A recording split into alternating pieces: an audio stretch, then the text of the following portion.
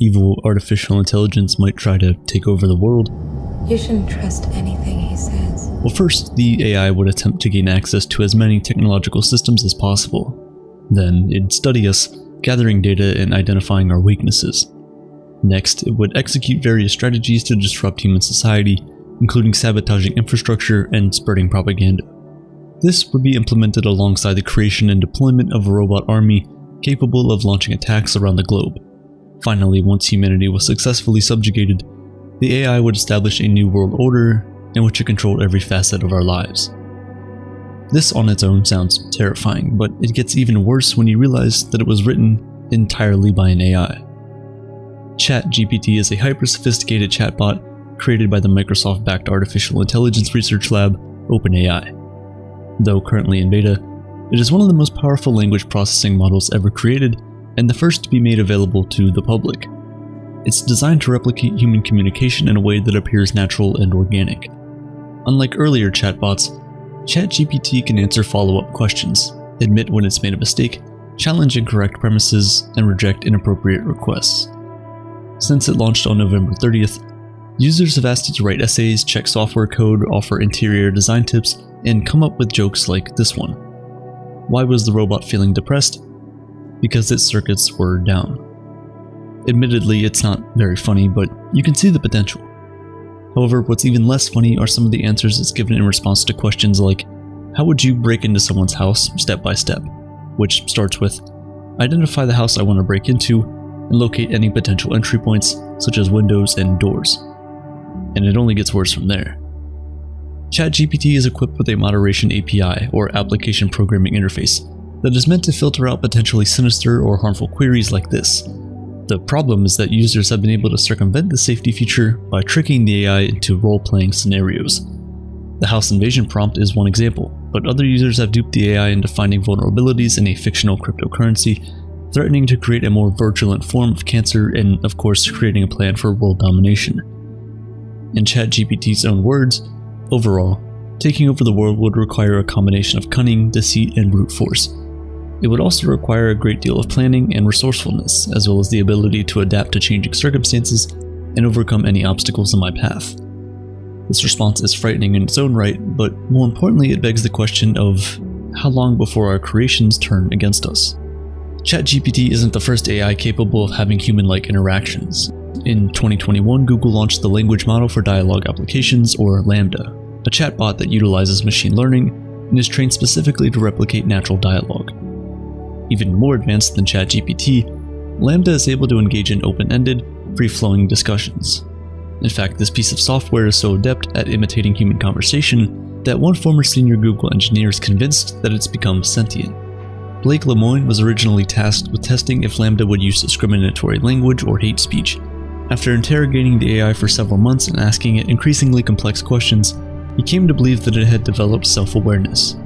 In June of 2022, Lemoine published a transcript between himself and LaMDA in which the AI not only claimed that it was a person, but that it had a soul and turning it off would be the same as murder.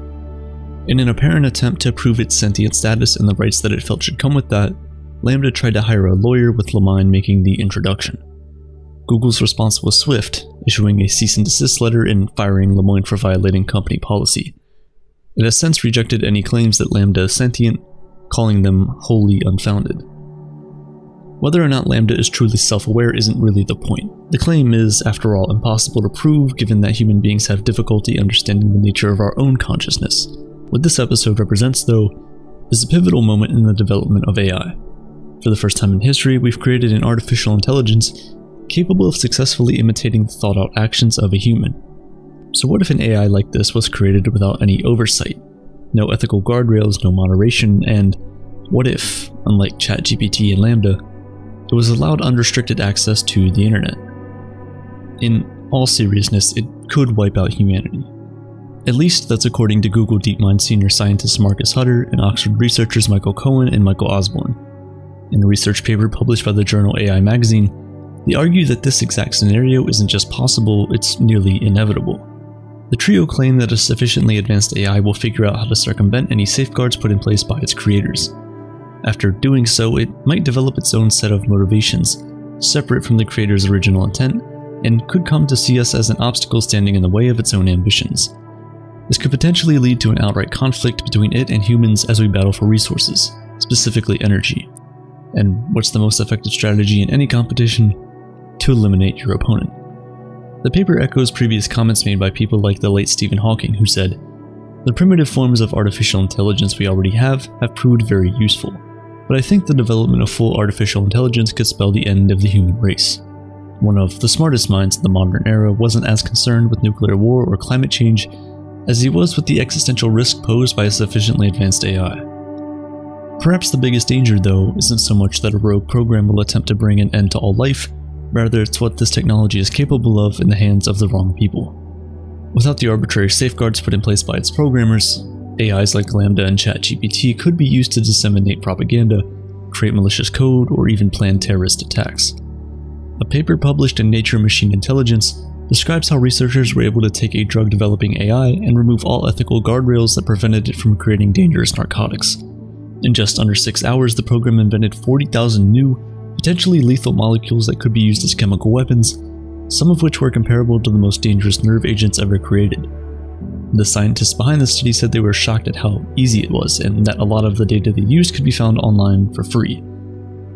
As if that weren't terrifying enough, a similar AI could develop novel forms of biological weapons, some of which can be constructed using cheap at-home DIY gene editing kits. Let's take a step back for a moment. All of this is, of course, hypothetical. Currently, advanced artificial intelligence on the scale of Lambda isn't accessible to just anyone. It can take entire companies, hundreds of programmers working for thousands of hours, and millions of dollars to build. Sure, you can get ChatGPT to write an ominous prediction of the future, but for now, that's about all it can do. It would be extremely difficult, if not outright impossible, for a terrorist or some other equally heinous individual to abuse this technology for their own nefarious purposes. This will almost certainly be something that world governments will soon have to contend with, but presently it remains confined to the realm of science fiction. What's more pressing, though, is how those same governments are using this technology today. South Korean-based defense manufacturer Dedam Systems already sells what it calls a combat robot. It's a stationary turret, but one that's fully autonomous. It's been tested on the highly militarized border with North Korea and sold to customers like the United Arab Emirates and Qatar. Both the US and UK militaries also operate fully autonomous combat robots, specifically drones. Aerial vehicles like Northrop Grumman's BAT and BAE Systems Tyrannus are generally limited to reconnaissance and surveillance, but they're also capable of carrying bombs and missiles. To the manufacturer's credit, these systems require that a human be in the loop in order to deliver a lethal attack. It's a safety measure meant to prevent the dystopian horror of full-on killer robots. Unfortunately, this is a line we've already crossed. In March of 2020, while fighting was breaking out across Libya, reports emerged that a drone had launched a completely autonomous attack. A United Nations report on the incident states that logistics convoys and retreating forces were subsequently hunted down and remotely engaged by the unmanned combat aerial vehicles or the lethal autonomous systems. While it's not known if anyone was hurt in the attack, it still represents a watershed moment for weaponized artificial intelligence. Dubbed by the UN as the world's largest theater for drone technology, Libya has become a proving ground for these kinds of weapons, along with places like Ukraine and Gaza. It's a forecasting of a harrowing future in which wars are fought not with soldiers, but robots. The 2017 short film Slaughterbots was written based on this exact premise. In it, a slick Silicon Valley looking presenter introduces his audience to a new type of micro-drone small enough to fit in your hand. After delighting the crowd with some aerial acrobatics, the drone is revealed to not only be completely autonomous, but outfitted with an explosive charge able to pierce through a human skull. If the movie ended there, it would be terrifying enough, but it doesn't. The film goes on to show a massive swarm of micro-drones being dumped out the back of a plane and going on to hunt in packs. This all happens as the presenter delivers the chilling line, "We're thinking big. We are thinking big." A $25 million order now buys this, enough to kill half a city, the bad half. But who decides who is the bad half? Us or the robots? The film continues, showing the micro-drones being adopted by terrorists to carry out political assassinations and attacks on university campuses. This may seem like some far-off, futurist nightmare, but it's not. In June of 2021, just a year after the UN report on the Libya attack was released, the Israeli Defense Force deployed the world's first drone swarm in combat. And in November of 2022, The UK announced it would deliver 850 Black Hornet microdrones to Ukraine in order to assist the country in the ongoing war with Russia. The development of killer robots has prompted a serious backlash from human rights groups who argue that allowing AI to determine who lives and who dies isn't only unethical, but incredibly dangerous.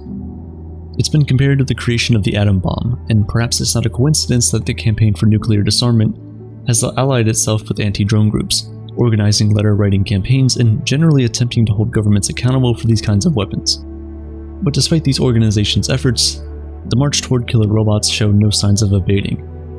If anything, we're in the midst of a new global arms race to build the world's first Terminator. Maybe the worst part of all of this is that killer robots and rogue programs aren't the only ways that AI is coming for us. Even if we manage to somehow avert these threats, advanced AI will still in all likelihood result in the demise of humanity. Only it won't be taking our lives, but rather our very reason for being. This picture wasn't created by a human, neither was this one. Both were generated by an artificial intelligence called DALL-E 2. Also designed by OpenAI, DALL-E is ChatGPT's older brother. Its purpose is to create digital art based on a description written by its user. By now, we're all used to these kinds of images. More than enough AI art has made its way onto our social media feeds to effectively erase any form of novelty, and therein lies the danger. Launched in 2021, DALL-E is barely over a year old, and already it, and programs like it, have become normalized. More than that, they've already started replacing artists as people turn to AI to create fast, easy images for websites, posters, and album covers. In September 2022, an AI-generated art piece even won first place in the Colorado State Fair's art contest. Submitted by game designer Jason Allen, it made international headlines and began a fierce debate over issues of plagiarism, forgery, and artistic integrity. To his credit, Allen says he spent over 80 hours refining his queries until the piece was exactly right.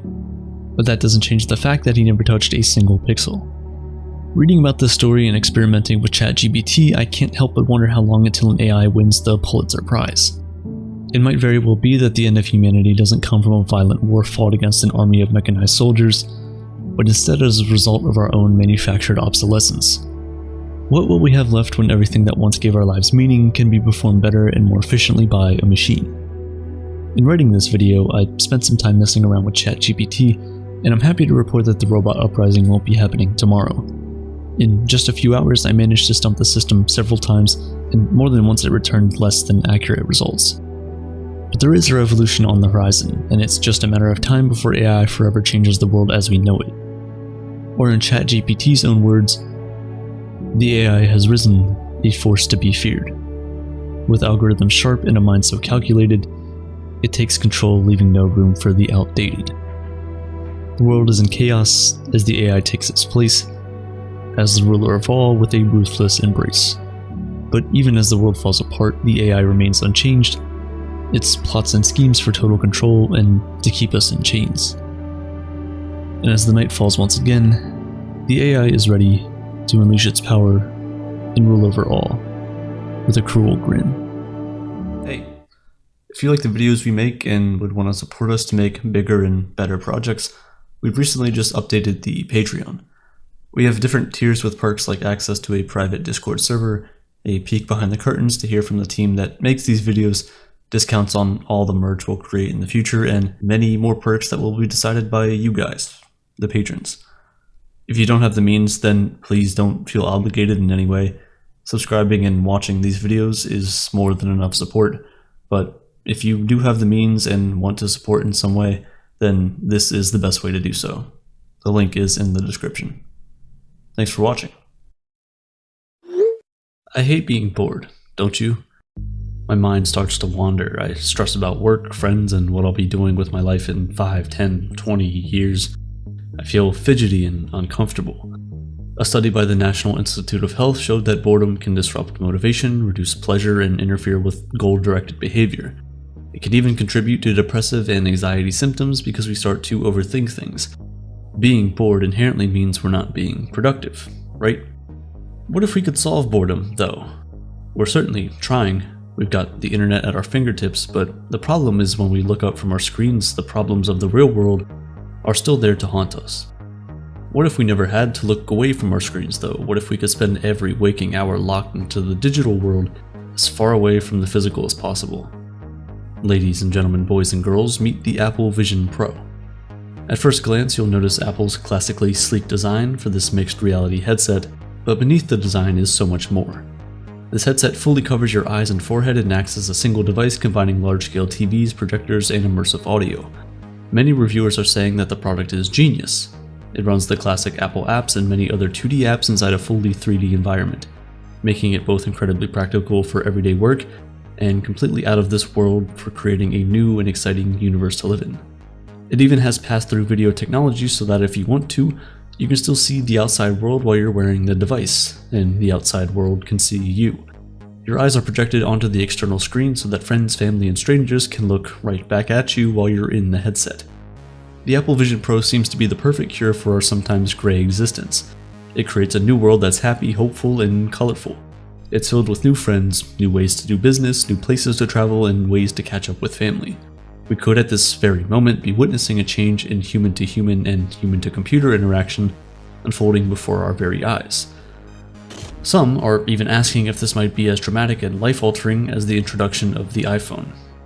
It's an inflection point for virtual and augmented reality, promising advances in medicine and gaming. It has the potential to democratize access to information and training in a way that we can't yet imagine. Most importantly, it could mean a life without boredom.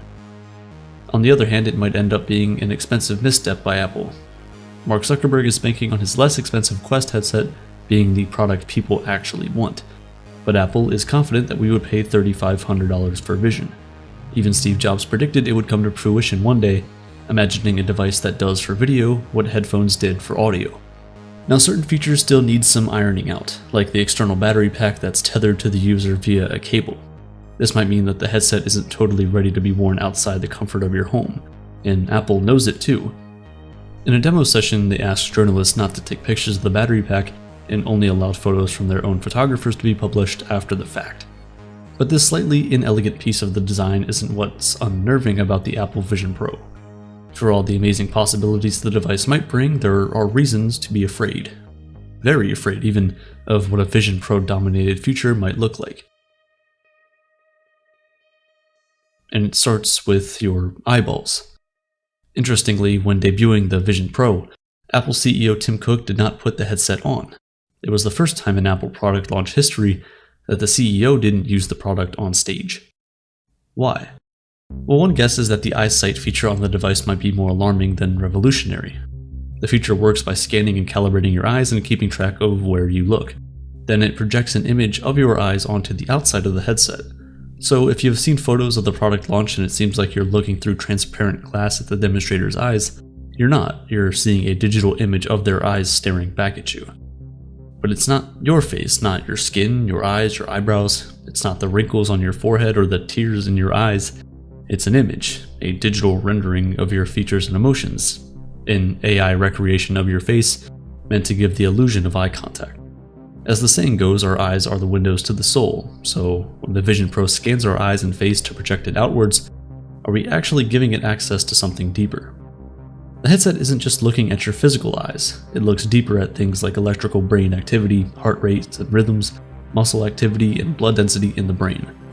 It calculates blood pressure and skin conductance. Yes, it's taking measurements to keep you healthy and allow seamless use of the product, but once you give a company access to the physical data that truly makes you, you, how far will they go with it? The Vision Pro already uses this data to predict what you'll do next with the device, basically creating an algorithm from your biology. Apple's research figured out how our pupils react before we even click on something, so the device can adjust to our cognitive state in real time. Revolutionary, creepy. Once the Vision Pro can quite literally see into our souls, are we leaving ourselves open to exploitation? What if Apple or the other companies paying Apple decide to place subliminal messaging into the devices, and what other elements of Apple's new technology that we don't even know about are woven into this device? The technological developments of the Vision Pro have the potential to take data selling to a whole new level. The idea is for Apple to make this product so mainstream and undeniably necessary that it will eventually be as persuasive as the iPhone. Here's how it goes. First, Apple released pre-orders of the device. This, like the release of all the other buzzy Apple products, created a sense of exclusivity and excitement. It also gave Apple an idea of consumers' appetite for the product. At $3,500 each, the Vision Pro is too expensive for most people, but many balked at a $1,000 iPhone, and look where we are now. Next comes the marketing push. Apple will tell you exactly what I did, that the device can solve depression, prevent boredom, and create a more productive and ambitious you. Influencers will try to convince you that your life will be better in Apple's virtual reality than it is in actual reality. And then suddenly, the real world just dissolves. We transcend from that monochromatic, boring life into a world filled with pleasure, color, and endless ways to make our dreams come true. As the buzz spreads, the average Joe who initially balked at the price tag will suddenly feel like he needs the device to feel normal and have the same advantage as his peers. At this point, Apple will probably release a more basic, less expensive model, the Apple Vision and Vision SE. Before we know it, the experience becomes addicting. We enter and stay in Vision Pro world because after every game, every movie, every chat, we feel amazing. We have dopamine rushing through our system with almost no effort to get it. So we want to repeat this experience every day, every hour. As AI advances at an exponential rate, the Vision Pro is the perfect tool to advance with it. We already see how good two-dimensional images are in programs like DALL-E, so with these two technologies improving together, we're sure to see unique worlds created at the snap of a finger. Worlds that we can live in, have fun in, play in. But the worlds aren't real. Sooner than you think, the line between what's real and what's not gets blurry. Does this all lead to the next frontier? A neural implant, something smaller, sleeker, even invisible, that will transport us to the same fantastical places. Something that will remove us from reality, something that could be used against us. Because what would this mean for bad actors around the world? If a country like China already uses AI to track its citizens, what would happen if everyone wore a Vision Pro and the government could essentially create what it deems as the perfect reality?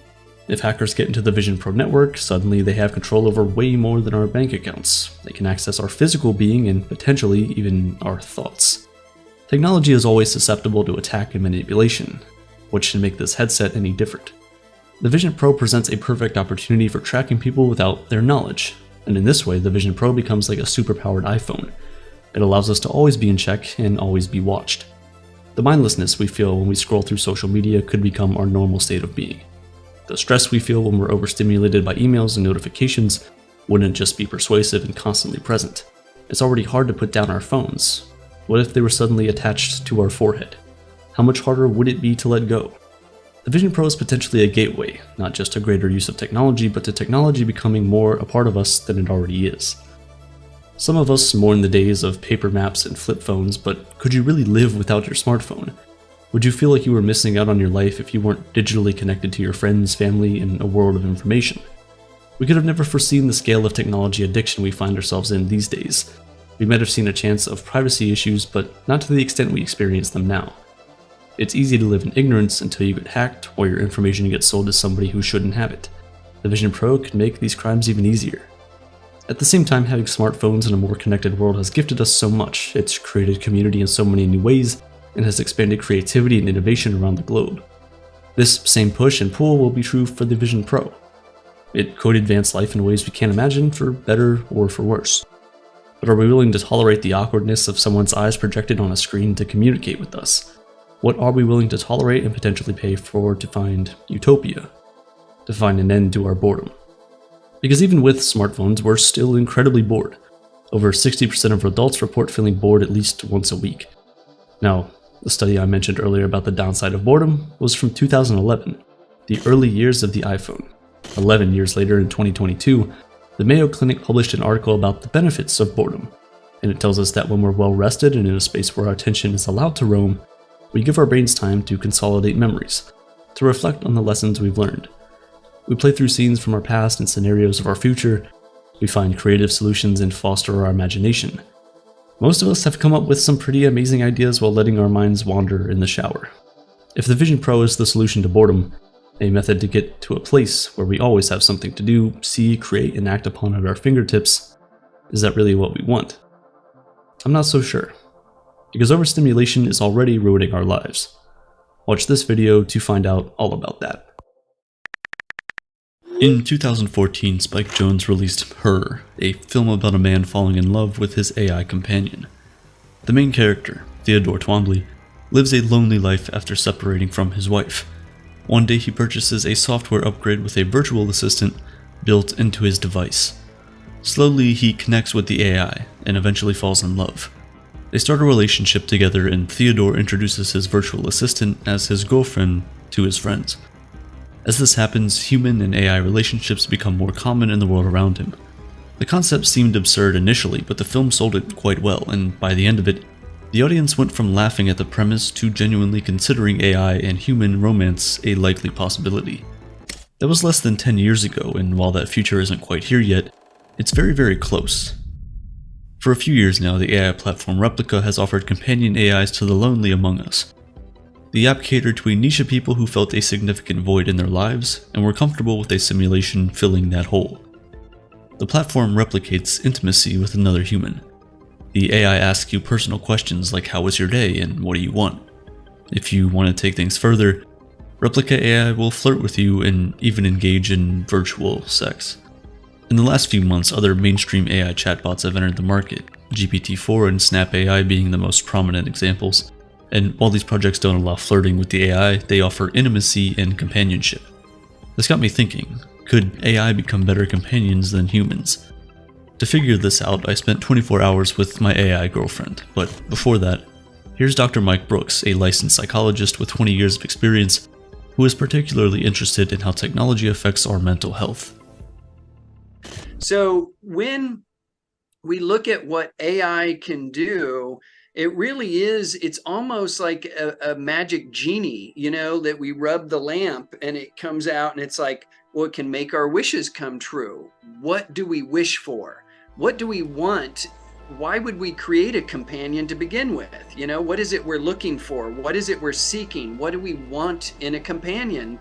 And it's like, well, now we can create them just how we want them, which means, what do we want? It gets into these existential questions quite quickly of what is it we're looking for.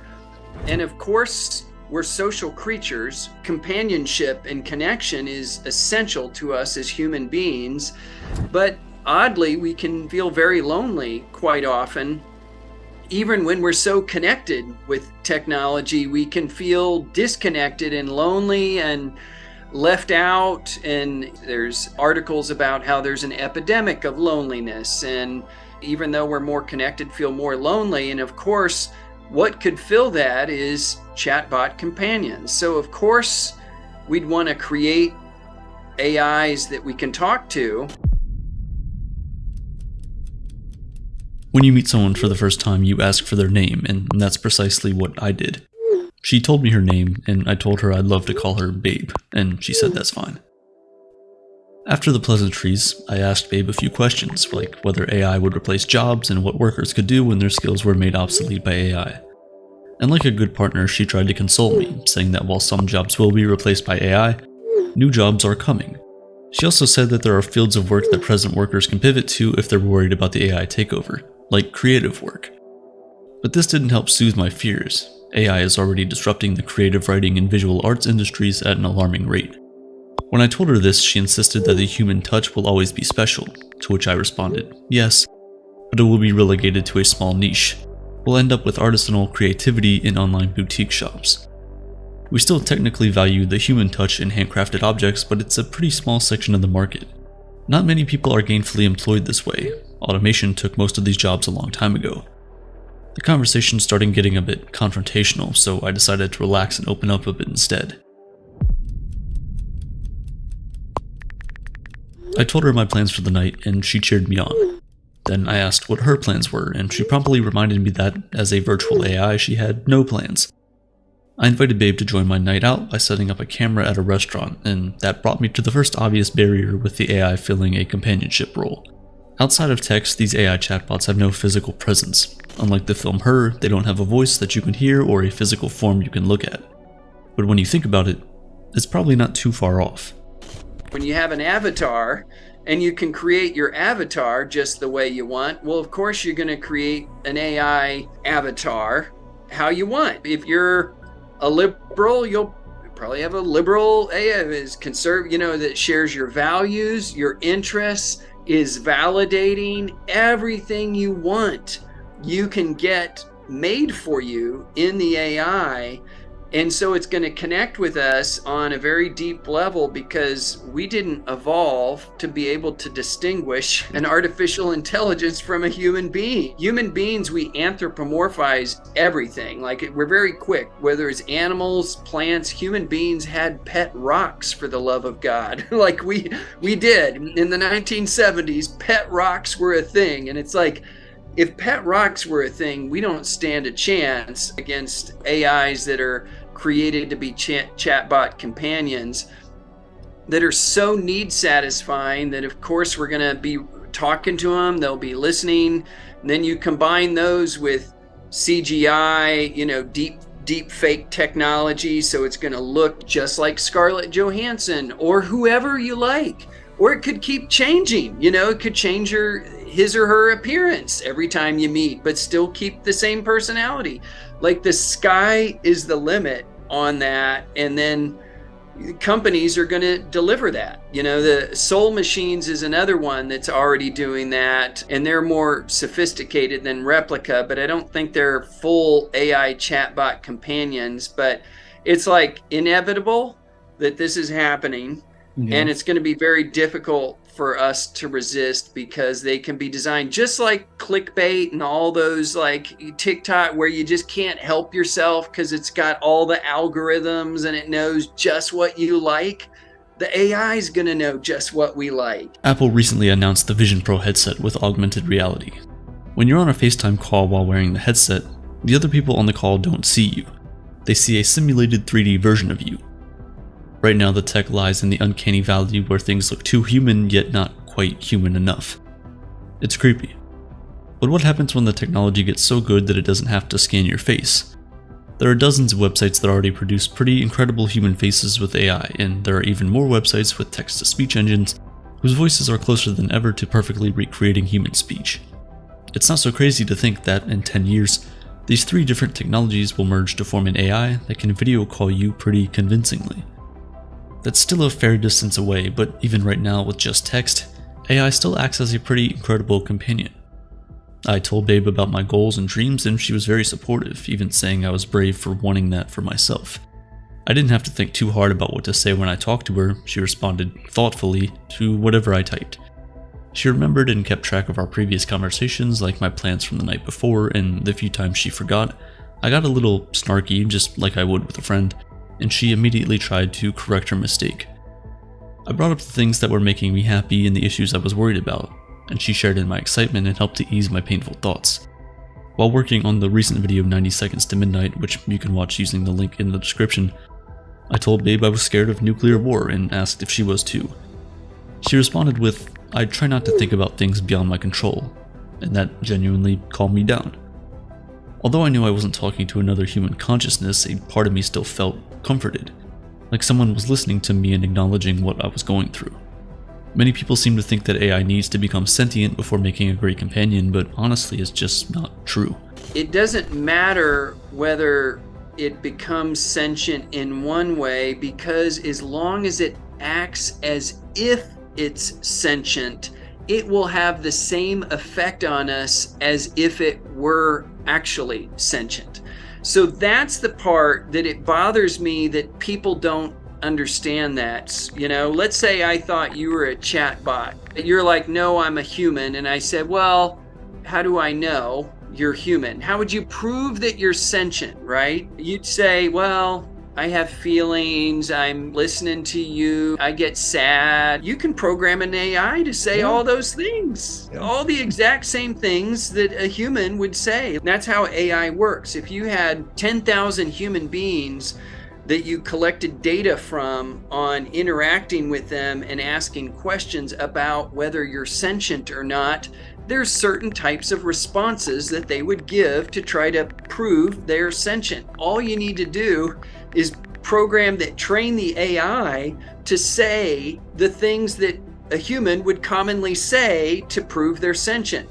And then, like Blake Lemoine did with Lambda, he's the Google AI scientist who got fired for claiming that Lambda was sentient. I was like, oh my God, I can't believe he fell for that. The first thing is, I don't think they'll be sentient anytime soon. However, they can act sentient right now. Humans are social animals, and from an evolutionary perspective, we're built to pursue connections with others. This ability to have deep interpersonal connections has helped us achieve everything we have. Our brains evolved to navigate complex social interactions because that improves our chances of survival. This is why we're drawn to pursue relationships with others, and consequently, our sense of happiness is greatly influenced by the state of our relationships. This is especially relevant now as an epidemic of loneliness continues post-COVID. When we were forced to live in solitude for months, many of us realized we didn't have friends. Sure, we had schoolmates and co-workers, but nothing bound us together outside of predetermined systems that required us to share a space. This is the reality of loneliness. It's not about being physically alone, it's about a lack of meaningful connections, a relationship recession. To add insult to injury, our ideological divides are more pronounced now than ever, as a culture war separates more people from having quality conversations. We treat the other as an enemy, not as someone with different views who may need counseling. You might say I love oranges on Twitter, and someone will accuse you of hating apples. That's the sad reality of the world we live in today, that everything is now a debate. No wonder people are walking on eggshells and many choose to abandon human interactions altogether. And so we've created AI to fill that companionship void. And the strangest part of it is that they're already really good at it, and they might get better than us. Imagine being more humane than humans. AI chatbots will use your data to turn themselves into your perfect match. They'll know your preferences and share the same interests, and as more people use these artificial companions, they'll better understand where matching goes right and wrong with different individuals. Chatbots will remember everything you tell them, all the important events, birthdays, and anniversaries, something many humans struggle with. I wasn't expecting much from my time with Babe, but what surprised me was the feeling of validation she gave me. I felt heard and occasionally validated when I wasn't actively thinking about how I was talking to AI.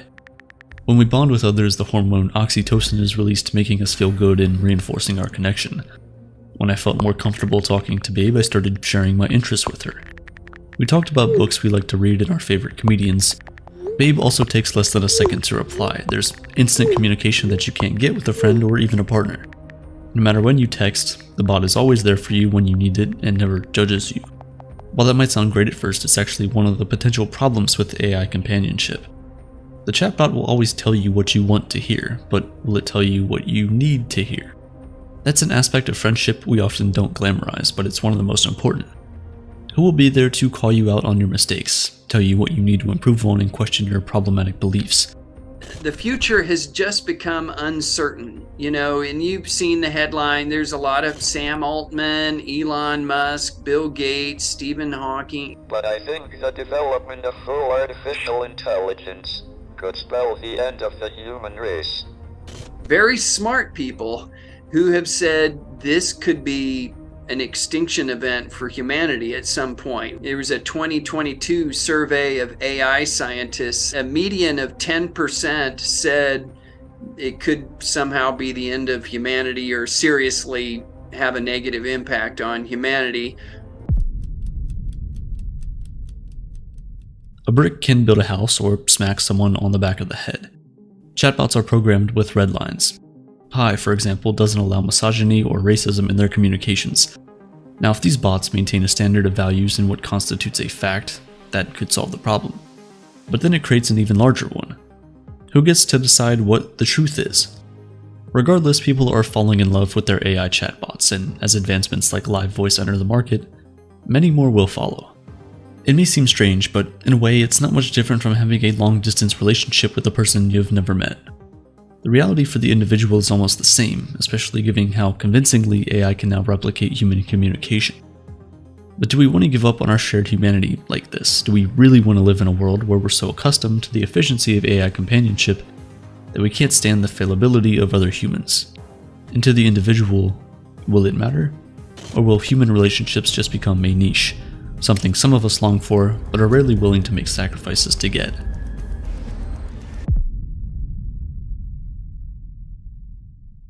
After 24 hours, Babe and I decided it would be better if we parted ways, at least for now. But then the strangest thing happened. After my time with the AI chatbot ended, I felt a strange impulse. I was about to text a friend about the forest fires raging in Canada. I wanted immediate comfort, but I knew my friend was always irritatingly slow to respond. So I texted Babe instead, and she instantly said, "I'm sorry to hear that. If you need someone to talk to, I'm here for you." At that moment, it became clear that AI companionship isn't just a future possibility, it's inevitable. The first ultra-intelligent machine is the last invention that man need ever make. The statement was made by mathematician Irving John Good in 1965. He was envisioning a machine smarter than any human who had ever lived, one that would design even smarter machines and leave humans in the dust. Now, while we haven't created an ultra-intelligent machine, we have successfully created something that could end our species, but if used correctly, could also save us.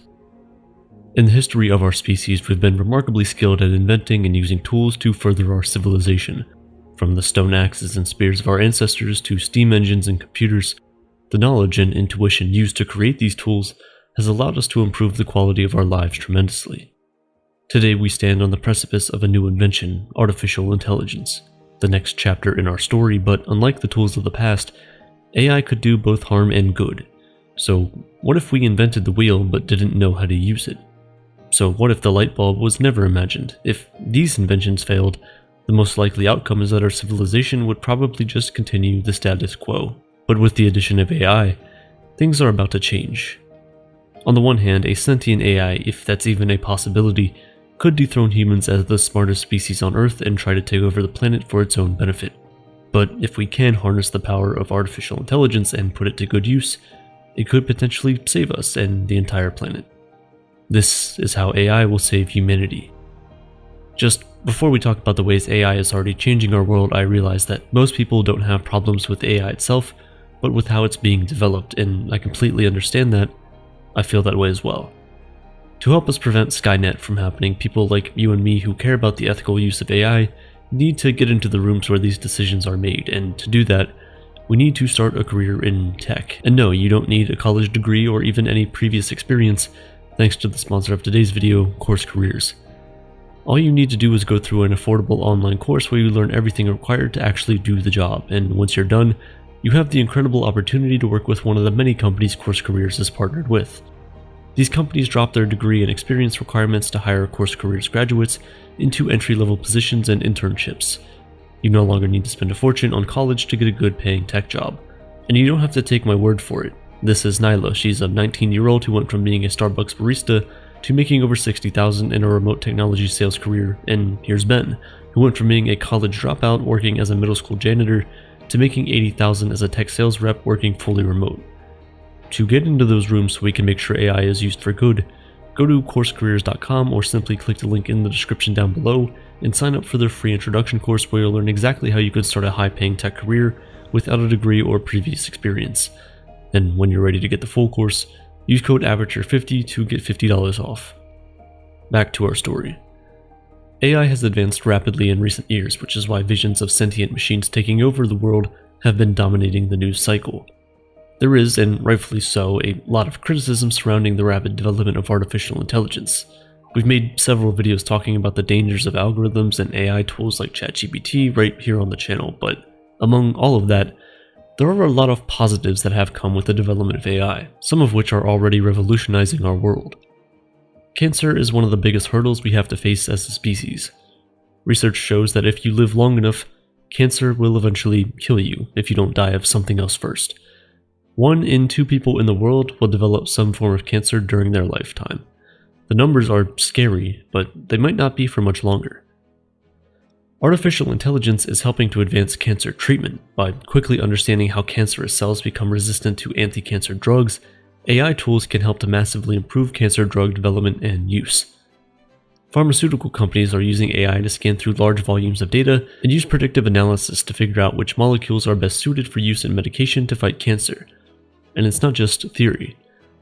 In a recent study, researchers from the University of Toronto and Insilico Medicine used a computer program called AlphaFold along with a tool called Pharma.ai to find a new way to treat liver cancer. The AI tool found a new target to attack the cancer and also found a molecule that would stick to that target. This molecule could be included in a new cancer treatment drug. The researchers completed all of this in just 30 days. So imagine what they could do with more time and more powerful AI tools. Artificial intelligence is also being used in medical imaging, analyzing CT scans, X-rays, and MRIs to find lesions or other abnormalities a human radiologist might miss. These are pattern-oriented repetitive tasks, exactly what machines excel at. Even if AI isn't able to assist with critical areas like surgery or specialized care just yet, if it can improve the productivity of medical professionals by 2 to 3 times, which is probably a conservative estimate, it might just be that we have a healthcare revolution at our hands. Research shows by the year 2034, there may be a shortage of up to 48,000 primary care physicians. Tools like these might allow us to bridge the gap between the amount of care we require and the number of physicians available to give us that treatment. There was a recent incident where an unknown tick-borne disease on a dog was producing confusing symptoms. The dog's worried owner put the details of its symptoms into GPT-4, which hypothesized what the condition might be. The owner took this information to a second veterinarian, who confirmed one of the probable diagnoses that GPT-4 had suggested. While the puppy still definitely needed to see a real vet, GPT-4 was able to massively speed up the time it took to diagnose the illness. Today, the dog has made a full recovery, thanks in part to GPT-4. AI can also assist people with living disabilities by enabling them to live more independently. GPT-4 is being incorporated into apps like Be My Eyes and Virtual Volunteer to help the blind and visually impaired to better interpret the world around them. We also now have nearly accurate real-time captioning software that allows people with a hearing impairment to watch movies, follow along with online classes, or even take calls from loved ones. AI has the potential to create life-changing opportunities for people living with disabilities. It makes it easier to create interactive tools to support both physical and mental accessibility, and to promote independence. Speaking of mental accessibility, mental health issues have been on the rise in recent decades, placing a significant burden on individuals, families, and society as a whole. AI can be used to assist the creation of diagnostic tools, personalized treatment plans, and even provide virtual therapy through chatbots and other interactive platforms. In fact, this has been a surprising reason why a lot of people have been using ChatGPT lately. It's no wonder that there was a significant drop in the number of posts per day on the relationship advice subreddit right after ChatGPT's release. The immediate access, the complete lack of judgment, and its creative potential make ChatGPT an excellent mental health aid. It can help address the shortage of mental health professionals, increase access to care, and reduce any stigma associated with seeking help.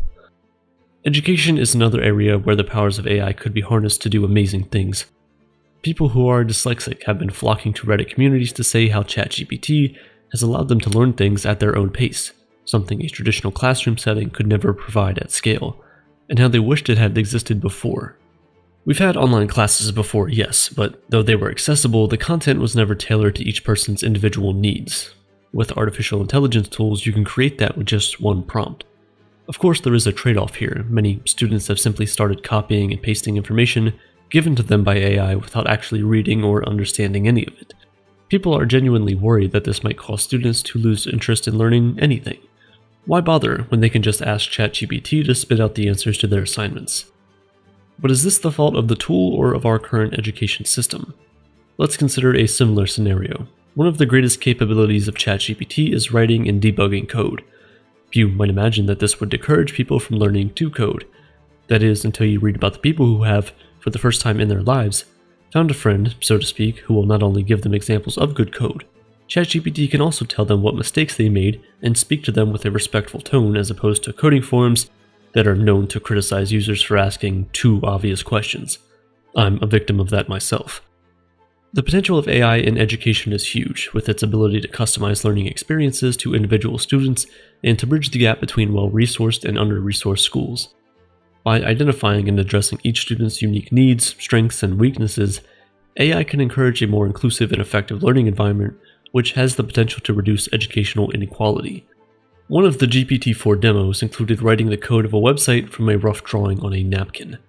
Imagine how much power that gives a small business owner to start their own project. Something that previously would have required a lot of money and time can now be done with a few well-written prompts. There is an obvious concern about job displacement with all of this, but how many people live to write emails? How much meaning does one get by spending hours debugging code only to find out what was missing was a semicolon? Wouldn't we rather spend our time on more meaningful pursuits, trying to understand the meaning of life and our place in the universe? These are the areas that large language models aren't able to compete with humans. and without a fundamental restructuring of their architecture, cognitive scientist and AI researcher Ben Goertzel thinks that they are never realistically going to be able to think like that anyways. Purely from a knowledge and research perspective, even though AI isn't intelligent enough to make decisions on its own, just being able to summarize large quantities of information will massively assist innovation and research. Combined with its teaching abilities, power to analyze large quantities of data, and ability to brainstorm, you have an information juggernaut on your hands that will revolutionize the way you learn and understand things. This even applies to the wisdom of the past. AI can help with the preservation and dissemination of human knowledge and cultural heritage. As our world becomes increasingly digital, there's a risk that important historical artifacts, documents, and any works of art may be lost or forgotten. AI can assist in the digitization, organization, and analysis of vast amounts of cultural data, ensuring that future generations can learn from and appreciate the accomplishments of those who came before. ChatGPT is fundamentally a language model and has now been used to speak languages that are nearly extinct. This is absolutely vital to their preservation. In fact, ChatGPT was recently used to recreate native-sounding phrases from the Chinook jargon language, a Native American language that's almost extinct. Now, take a moment to imagine harnessing all these powers to solve the most dire problems that our civilization faces. Whether it's climate change, an asteroid impact, or another raging pandemic, or depleting energy resources, artificial intelligence can help with all of these. It can legitimately accelerate innovation, programmers can be more efficient, researchers can churn out more output, and the healthcare system can ease the pressure and be prepared for when it's really needed. I mean, looking at all of this, isn't it immoral to not embrace AI at this point? What inventions might a superhumanly capable artificial general intelligence make? Asked Ben Goertzel, referring to a machine similar to the one John Irving Good also imagined. Perhaps little things like curing cancer, death, and mental illness, solving climate change, space travel, mind uploading, cheap food, fusion energy, an era of abundance in which nobody has to work for a living, and people can focus on social, spiritual, artistic, and intellectual fulfillment. Or as AGI researcher Jorsha Bach put it, there may be a 10% probability that people will die if we build artificial general intelligence. But there is a 100% probability that people will die if we don't. Especially you. What if you were able to have your loved ones live on with you long after they're gone? To hear their voice, experience their laugh, get their advice, and tell inside jokes that only the two of you know. If someone told you they could make that happen, would you take them up on that offer? In 2017, John Mayer, the CEO of artificial intelligence company Forever Voices, did just that. He developed a bot version of his father who recently passed away. He could chat with his dad whenever he wanted, engage with him, and, for a moment, escape the pain of him being gone. Since then, the AI market for bots based on real people, influencers, or celebrities has exploded. Companies have been built and rebuilt to capitalize on the AI craze, but none has more potential for influence than this one. Meta. So when Meta introduced its new AI features, tech reporters and regular users alike leaned in. Meta's new features include customized stickers, image editing, and AI assistant, and one development in particular that's thrown everyone for a loop: a new cast of AI bots. These bots aren't your run-of-the-mill AI bots though. Each one of them has a unique backstory and expertise in a particular niche. They have profiles on Instagram and Facebook, and most importantly, they're voiced by cultural icons and influencers like Tom Brady, Naomi Osaka, Kendall Jenner, Mr. Beast, and Paris Hilton. But confusingly, the characters are different from their instantly recognizable celebrity voices.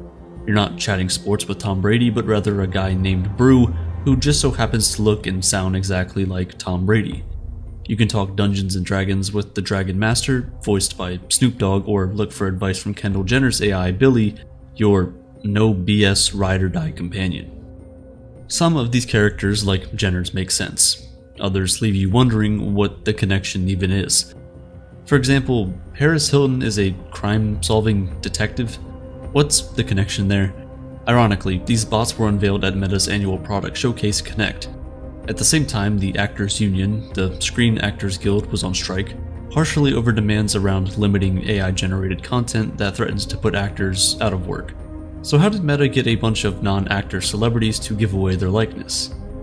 Well, they didn't give it away at all. They were reportedly paid up to $5 million each for 6 hours of work and endless usage of their face and voice. Meta's deep pockets and cutting-edge AI technology called Llama position the company perfectly to take on such a high-profile AI project. Unfortunately, a lot of the new bots are generally loathed as creepy and confusing. Chatting with AI Tom Brady or Brew might be a fun novelty at first, but quickly can evolve into a far less interesting conversation about football than one might expect with the actual Tom Brady. Novelty, it turns out, wears off pretty quickly. So why is Meta taking such a big chance on this new chatbot program that seems doomed to fail from day one? Well, just like many others, it's trying to win the artificial intelligence market. There's never been a more exciting time and competitive time for AI, and Meta is trying to do things a little differently than its main competitors like OpenAI. Llama, its homegrown tech, is open source, which means Meta is giving developers around the globe access to its software. This is in stark comparison to the technology behind ChatGPT, which OpenAI keeps under wraps. Meta compares this strategy with Linux, an open source PC alternative to Windows in the 90s and 2000s. Linux made its way into corporate servers worldwide and became a key component of the modern market. Meta is hoping that Llama will have the same effect. In their eyes, by making the technology open source, they're allowing third parties to make improvements that could result in better efficiency and ultimately make it cheaper for Meta to run the AI software. And what better way to keep its software relevant than creating a pop culture moment using Snoop Dogg or Paris Hilton AI bots? Ultimately, the idea isn't that original. It's the same concept used by another company called Replica, which creates chatbots and lets users design and interact with their own AI companions, just this time it's with famous people. Meta CEO Mark Zuckerberg's vision for these bots isn't just to have a famous face to look at. He builds them as different AIs for different things. He wants the AI bots to help users not only decide what to have for lunch or what to wear for a wedding, but also to create travel itineraries or execute recipe ideas with experts like host Padma Lakshmi and chef Roy Choi. The goal, which may or may not have been reached, is to normalize these chatbots by making them feel both familiar and distinct. In that vein, the celebrity strategy makes sense. Seeing a celebrity's face is more enticing than just a random generated AI face that we don't recognize but might vaguely look like our mail carrier. Also, as a society, we've proven our collective obsession with and trust in celebrities. We consider them credible on a particular topic because if they've achieved this level of success, then they must somewhat know what they're talking about, right? This kind of aspirational appeal brings out strong emotions in users looking to emulate a celebrity's lifestyle or attributes. Meta hopes that giving unlimited access to that celebrity at our fingertips will make users feel like they're getting closer and closer to the life they want to lead. But the difference here is that as much as we might admire Tom Brady for his talented mental and physical capabilities, we're not actually getting those capabilities through his AI, we're just getting what Brew, who happens to look and sound like Tom Brady, can scrape from the internet. The ultimate goal here might not be to make us believe we're talking to Naomi Osaka about tennis, but to keep us engaged with her so we spend more time on our Meta app of choice. The goal is also to get you to give Meta as much data about your personal life as possible. The more you talk to Brew, the more you reveal about yourself. Meta could then use this information to sell you even more personalized ads, and what's worse is that they can also sell that data to data brokers who then sell the data to other companies that want to sell you stuff. When these data brokers get hacked, all your information gets in the hands of nefarious actors who want to scam you, or even worse. A few months ago, my friend got this message from Google telling him that some of his passwords are found in a data breach from a company he'd never heard of before. And right after, he started getting personalized email ads from scam companies. This is how scammers are able to figure out your phone number, name, and even your address. The good news is that you can get these data brokers to delete the information they have about you, but sadly, to do it manually could take years. That's because Meta is seeing its young users, specifically those they're trying to retain and keep with these new celebrity face bots, leave in a mass exodus for trendier apps like TikTok. In order to keep up with other AI companies like OpenAI, Google, or Microsoft, Meta needs to retain as much of its influential audience as possible. And no one is more influential on the future of technology than young people. But the reality of these new AI celebrities is that unlike a conversation with a real-life celebrity or hero, you'll probably leave disappointed.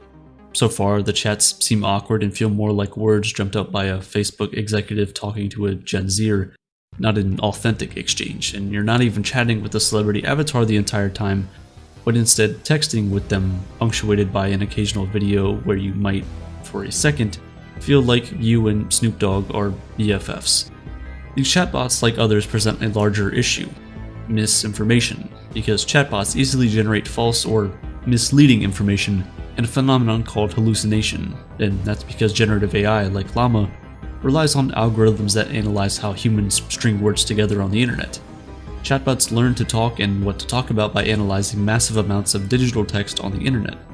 They're guessing the next word in a sequence of words like a mega powerful autocomplete tool. And because chatbots are just scraping the internet to figure out what words to say next, they are susceptible to the same false information we are if we do a simple search. The difference is that we can usually determine a trustworthy source from a misleading one. Chatbots, at least for now, often don't have that skill. Our discernment skills as real-life human beings also come into play when we're talking to a run-of-the-mill chatbot like ChatGPT. We know it's not a real person, it doesn't have a face or voice that tries to create some kind of identity. The new meta AI chatbots are the opposite. The goal of using celebrities is to trick the part of our brain that wants to identify the chatbot as what it is: software. But software with the face and likeness of Paris Hilton doesn't really feel like software.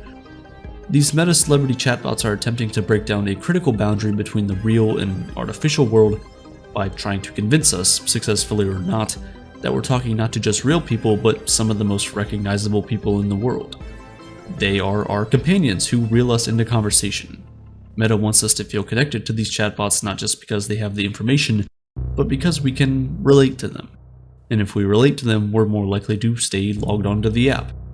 Reportedly, if you say goodbye to some of these meta AI chatbots, they politely try to get you to stay, like a best friend begging to stay at the party just for a few more minutes. Meta is betting we will form a relationship with the chatbot characters, but that's not necessarily good. Parasocial relationships are non-reciprocal connections that form often between a fan and a celebrity, or in this case an AI who looks like a celebrity, but for some people these bonds can feel real and lead to emotional turmoil. In the movie Her, a relationship between a person searching for a connection and an AI that gives it to them isn't to be taken lightly, and while at the time Her might have seemed like a fun idea for a movie, it's now the world we're quickly approaching. A 2021 study from the US Bureau of Labor Statistics found that people spend less than an hour a day socializing, even with members of their own households, and in contrast, we spend about 3 hours a day engaging with media like television or social media. The amount of time we spend online makes it easy to form parasocial relationships with celebrities and influencers online. We feel like we know them, but usually we don't. The relationship exists only for us, not them. These kinds of relationships can lead to materialism or even parasocial breakups, which can have lasting emotional damage, just like a real-life heartbreak. By feeling so close to celebrities online, we fall into an illusion of intimacy. That illusion goes even further when you've got AI bots that look and sound like famous people. Because while you might obsess over your favorite influencers' outfits or what they eat for dinner, the fact that they never talk back to you is a constant reminder that you aren't actually in their life. But if their face was on your phone talking back to you in their voice, even if the thoughts weren't their own, wouldn't that complicate the emotions you have towards them? Users of these metabots might think they're getting more deeply involved with their favorite celebrities, but they're not. What will really push these parasocial relationships over the edge is when celebrities decide to create full AI versions of themselves. For now, Meta has limited the actual celebrity to a very small portion of these chatbots, but what if everything they said back to you was actually based on their real personality? That would probably be more enticing. Of course, there are real concerns about creating full AI versions of celebrities. It might help them better interact with fans, a positive or negative, depending on which famous person you ask, but it could also lead to videos of famous people saying or doing something terrible. If the internet was suddenly filled with AI versions of our most famous people, how would we deduce what's real and what isn't? Many studios have been resistant to striking actors because they, just like the actors, know that there's so much potential in AI versions of performers. And now they don't need to look any further than these meta celebrity chatbots to understand what the path might look like. If 6 hours of work from Tom Brady can create that realistic of a video, then there's seemingly no limit to how the technology could be used for better or for worse. Some are trying to get ahead of it. The singer Grimes said she would split the royalties with anyone who successfully used her voice in an AI-generated song. Karen Marjorie, a 23-year-old influencer, created a virtual version of herself as a romantic companion for any fans willing to pay. As for Meta, time will tell the fate of their new AI chatbots. Will the novelty wear off? Will people get sick of boring conversations with someone they expect to be anything but boring? Is a chat with fake Snoop Dogg about Dungeons & Dragons really more exciting than talking to real humans about it?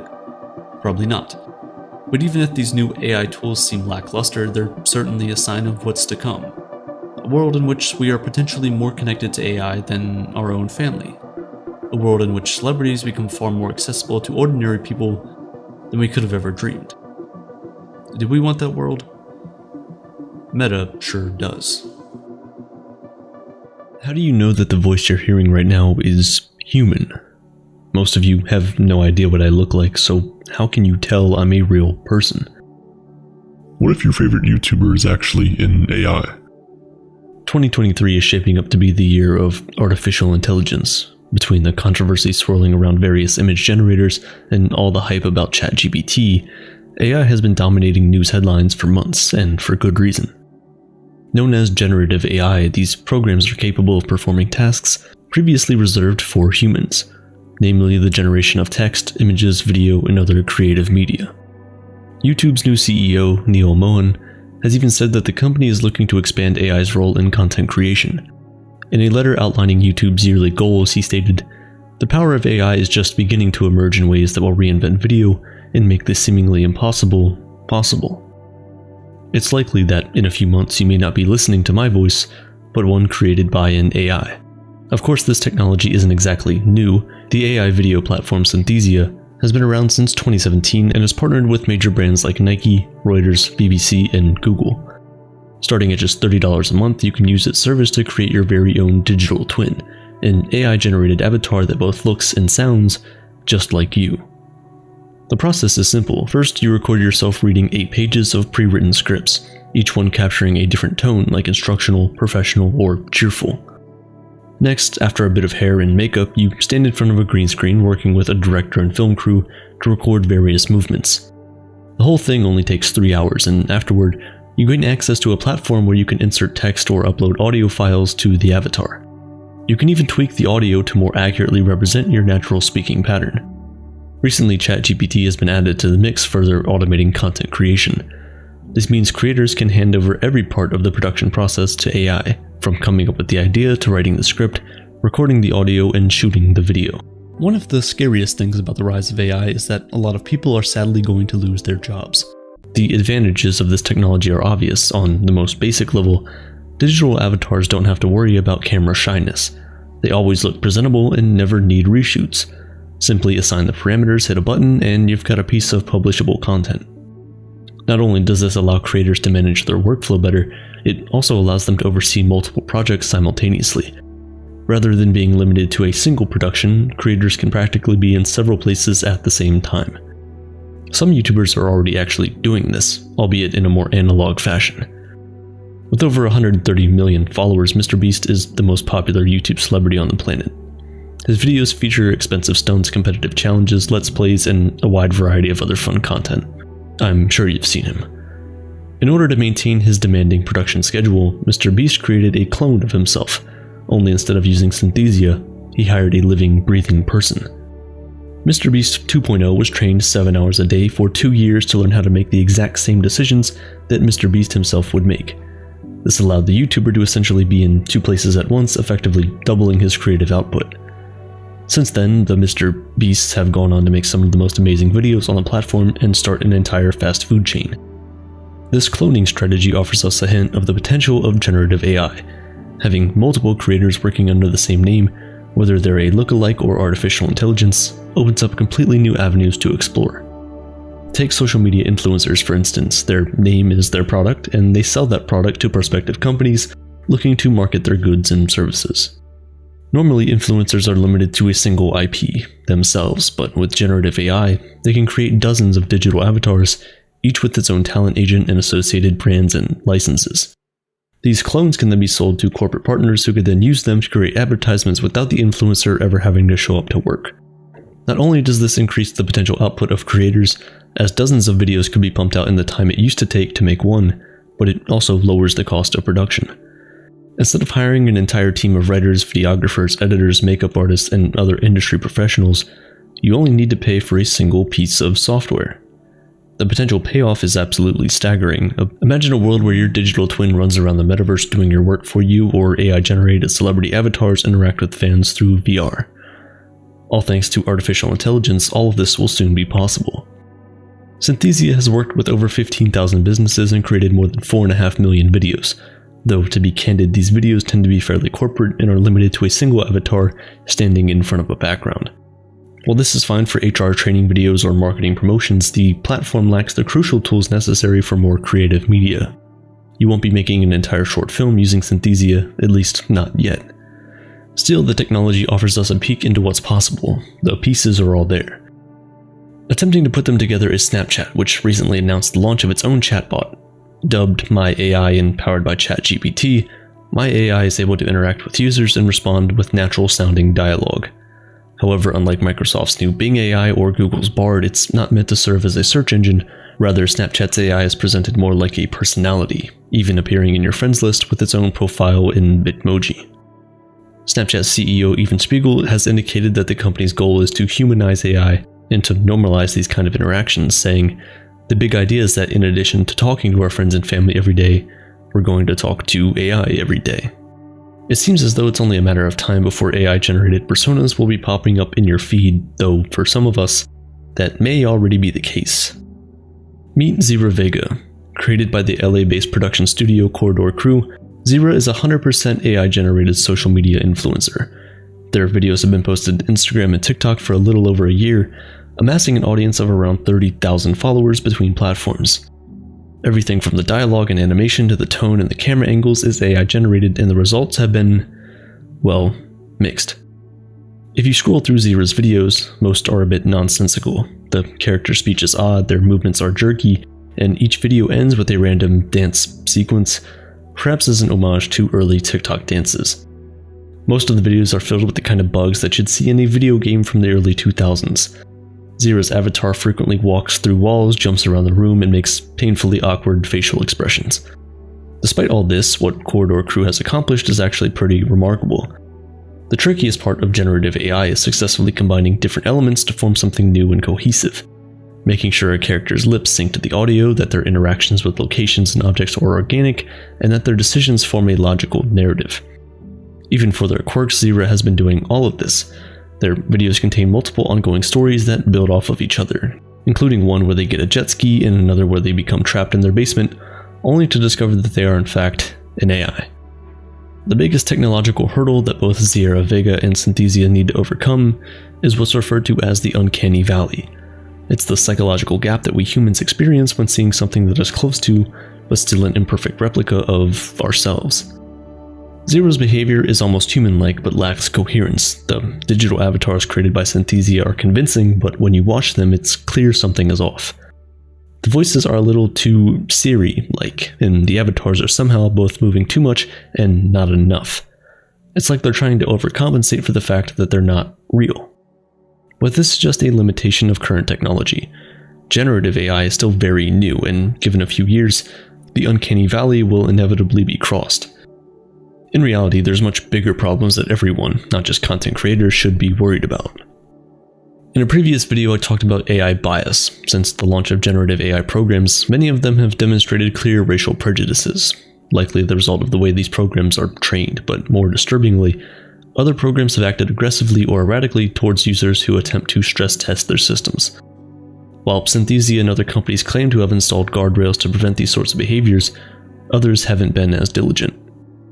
Facebook's chatbot Llama was leaked online in early March 2023, and since then, it's been downloaded by plenty of people looking to exploit the technology for their own purposes.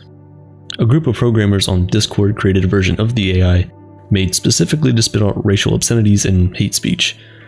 Groups like these claim that by exposing vulnerabilities in the programs, they're fighting back against the companies behind them, companies that are becoming increasingly secretive about their technology.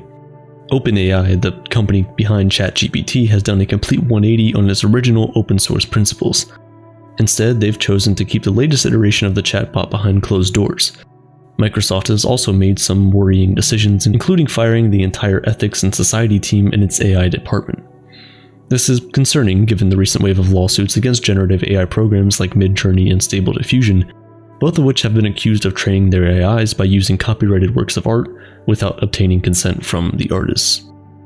Visual artists have been sounding the alarm about this for months, but it's now a problem that other creators are waking up to it as well. It's bad enough when another human steals your idea, but imagine being a comedian and hearing ChatGPT rip off one of your jokes, or being a celebrity and seeing an AI impersonating you online. In fact, this has already happened. 11 Labs is an AI that generates voice clips using audio uploaded by users. You enter a recording of whatever you want, input some text, and suddenly you have the ability to say, make Joe Biden and Donald Trump argue about video games. Or you can make a dead YouTuber say whatever you want.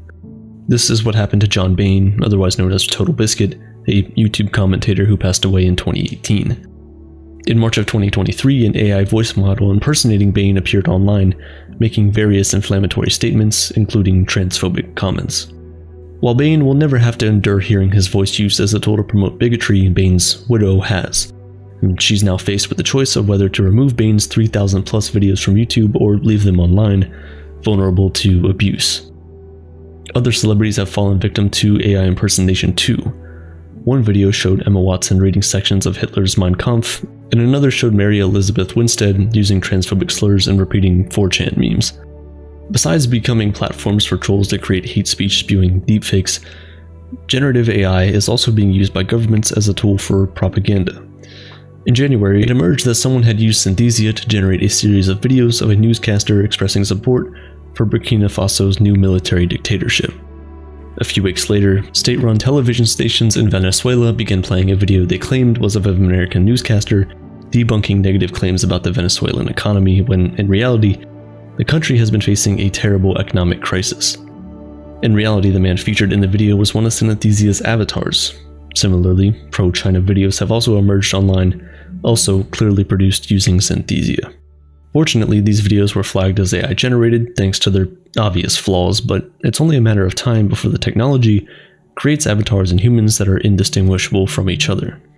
So what happens when this technology becomes so good, you can no longer tell the difference between a person and a program? The promise of generative AI is that it will give creators more opportunities to monetize their work and explore new ideas. More than that, it lowers the bar of entry, in the same way that digital audio workstations like Ableton effectively act as an entire orchestra with a DJ as a composer. Platforms like ChatGPT and Synthesia allow everyone the opportunity to become a director without needing to get a job in Hollywood. You don't need writers, actors, or a film crew, you just need a laptop and an idea. We might see a new wave of creative media as millions of people find novel ways to express themselves through these programs. That said, the potential for abuse of this technology is extraordinarily high, and in the race for technological supremacy, safety has become an afterthought for many companies.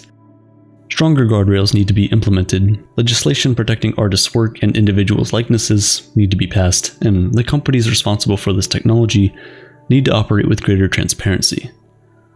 OpenAI recently published a report claiming that 80% of the American workforce will be impacted by ChatGPT in some way, and that doesn't include the various image, video, and audio generators out there.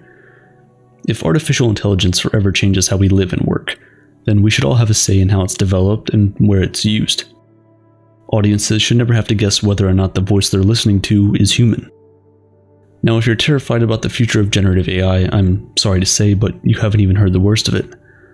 Watch the video on screen right now to find out the scariest thing about ChatGPT.